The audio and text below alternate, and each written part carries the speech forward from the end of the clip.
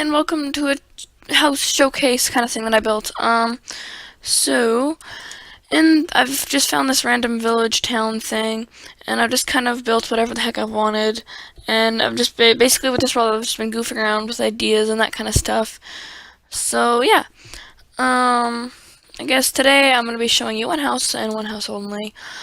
There's this little house thing I built. I'm not 100% sure what style of house this is. Like, is it medieval? But it doesn't really seem to feel like it's medieval, but I don't know. I've said but a lot, but whatever. So I guess I should give you like a view, like a 360 view around the house. Rain, you're just interrupting my weather. Ugh, how rude. Okay. Anyway, just at the front of that house, I just have the spruce door, which is kind of my favorite door. I just love it. It seems to look good with a bunch of different styles. Mostly like oldie, tiny, like medieval houses, but it looks good with some modern houses too. Anyway, so I have two little flower pots out here, and for all of the windows actually, or most of them, I have these kind of window, what are they called?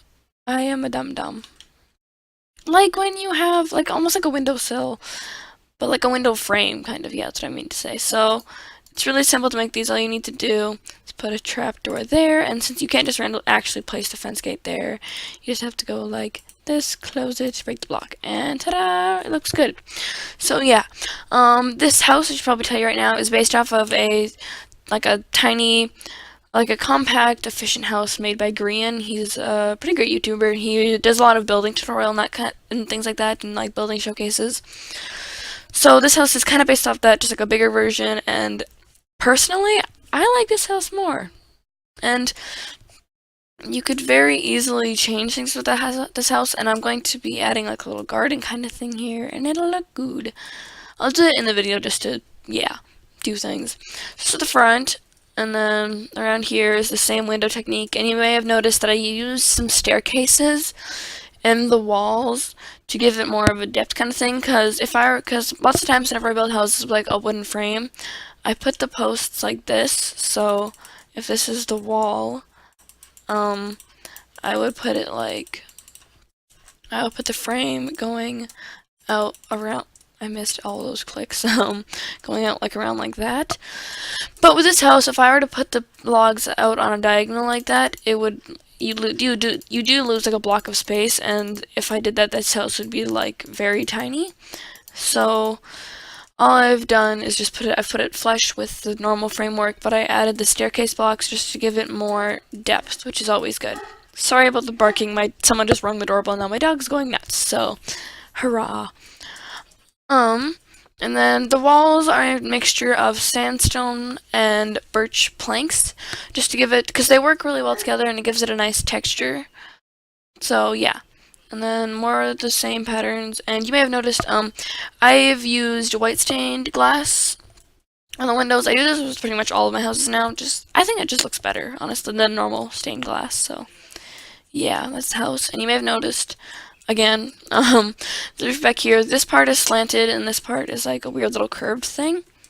I thought it looked pretty cool. This kind of doesn't match up, but I thought it just made it look a bit more rustic. I like it. So, pretty much the same design throughout the whole side of the house. And then I have a chimney out here with cobwebs as smoke. So, yeah. And I guess we should probably go inside the house, but acknowledging the path here is a mix of andesite and cobblestone. This path looks really good with these kind of houses. And let's open the door. So there's a door handle. Bing. So I guess this is the interior. I'll show you what's around the corner later. But I keep saying you may have noticed when you never mind. So I have a purple carpet here, and the canopy over the bed is also purple, just because this house doesn't have many colors to it, like other than the bookshelf and like the bed, and like the carpet and that kind of thing. There isn't tons of color in this, just because of the block choices, but so I needed to add color somewhere, so I decided to use this vibrant purple. So yeah.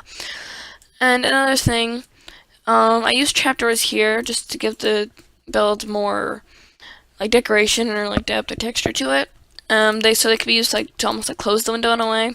They don't actually block out any light though. But I think they just look cool, and I like it. You might not, but I do. So whatever. You can take those out if you decide to make this house or attempt to replicate it. I don't know English. And then, so anyway, over here I have a table thing I used. Here you can see, oops. I used the lever things to activate these pistons to make it look like a table. And one of these is actually a sticky piston, so it looks like there's been like a spill on the table. It just adds more character to the house. So, yeah. And then over here I have a little shelf thing with a chest and a crafting table, and it looks pretty cool, kind of just snug with the wall. And then more trapdoor things, and then over here is a bookshelf with ladders going up it. I will show you what is up the ladders later.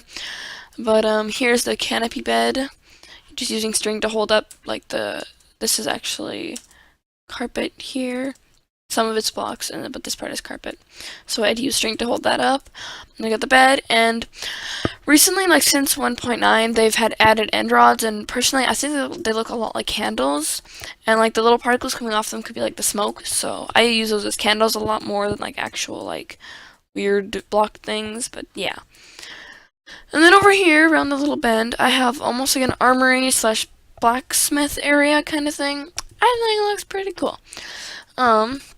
Over here I have a chainmail armor set instead of like iron or diamond because it makes more sense for like a medieval times kind of thing.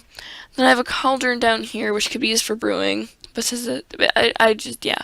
But it's flush with the floor just because it could have multiple purposes. But let's not get into that. So I have a brewing stand here, a little shelf thing, and an anvil. And then you might have noticed that the chimney that you saw on the roof outside actually lines up with this fire thing. And this block down here, it is actually a furnace, so it is functional. But it just does kind of suck because there's only one furnace in the house. But you could definitely add some more furnaces like here. Like there's room for more. So that's pretty much this area. And then I guess we should go up the ladder things. So over here, I have a bunch of beam type things going across the ceiling, and around the edge of the house I have shelving for more storage, and an enchantment table, and another candle slash end rod thing. So up here just gives you more storage, and you can hop over to the bed, which is kind of weird to be up here, but whatever. So there's just chests and stuff up here. Another chest over there that you can get from there, and you can still access it from below. And I'm pretty sure you can get to all of these chests from down here. Yeah. Might be a bit of a pain in the butt to do, but it is an efficient way to store things. And then I guess the last point for this house, the little side decoration thing, would be the candle things. Not candles, but like torches. I don't know what to call the thing, but basically it's just this trick I learned quite a while ago actually, where you use an item frame to make it look like this, like the anvil thing is like holding the torch against the wall. It just, for builds like this, it just makes it look cool. So basically all you do is place the item frame and then go to like the edge of the block and then place a torch and then go over the item frame and place an anvil, and then it does that. So I think it's pretty cool. I don't know, it works with this build. It doesn't work with like any modern kind of build or futuristic kind of build. Do not use those, like this torch holder thing. It will look really out of place. So yeah. And I guess this is pretty much the house that I built, inspired by one of Grian's houses. If you liked the build, then let me know in the comments below.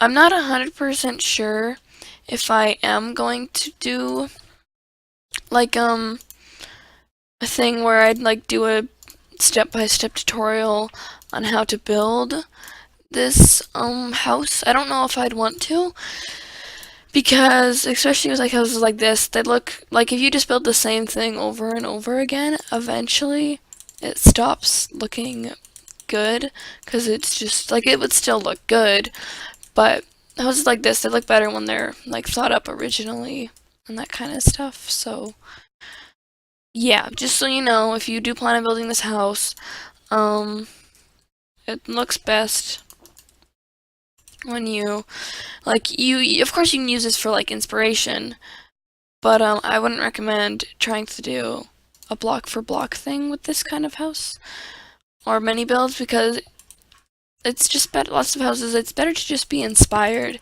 than to copy them completely, because then it's just like it's just not as good, because the feeling you get when you like and come up with a house, like when I finished this, I was just so proud of myself, like I did this, and I was inspired by a build, which is kind of the point I'm making here. Like, to be inspired by something, you could probably build something even better. No offense to Grian, but personally I like this house more. But the point of it, the house he built, was to be small and compact, so yeah. I'm just gonna finish placing seeds. And so this house is, besides only having like one furnace, it does have quite a bit of storage, which is handy. As a enchantment table and anvil, like it has pretty much everything you would ever need in it, which is nice. And then the farm I'm making right now back here is handy too.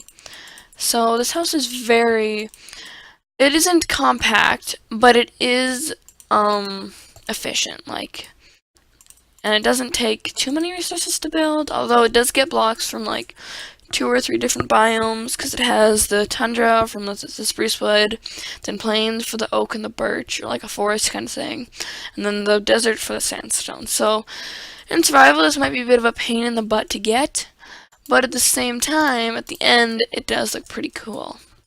But again, like prefer if you would take this as inspiration to build your own house. That would look really good.